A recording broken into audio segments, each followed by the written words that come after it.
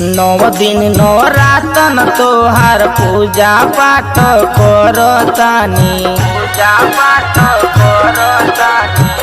तोहरे भरोसे हम जगए कठन ले बानी। एक दिन हमारे घर आई ए देवी माई, सेवका के दर्शन देखाई ए देवी माई।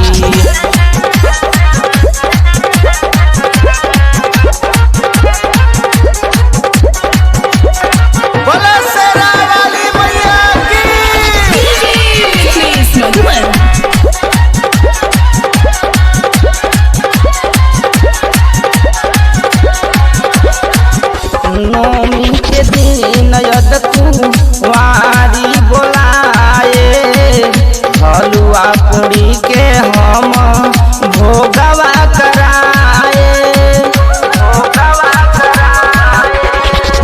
नौमी के दिन यद कुंवारी बोलाए, हलुआ पूरी के हम भोगवा कराए।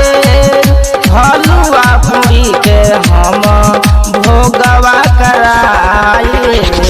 भक्ति में सकती तू माई देखावेलू, रोवत बाला कावा के तू ही हंसावेलू।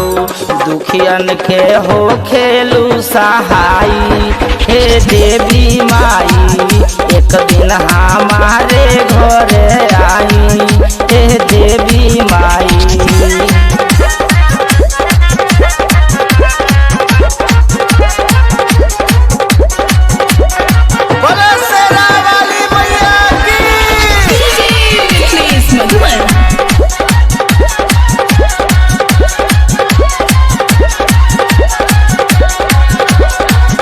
आस लगा के जे दर्शन करेला, मुँह मांगल बार दान पावेला।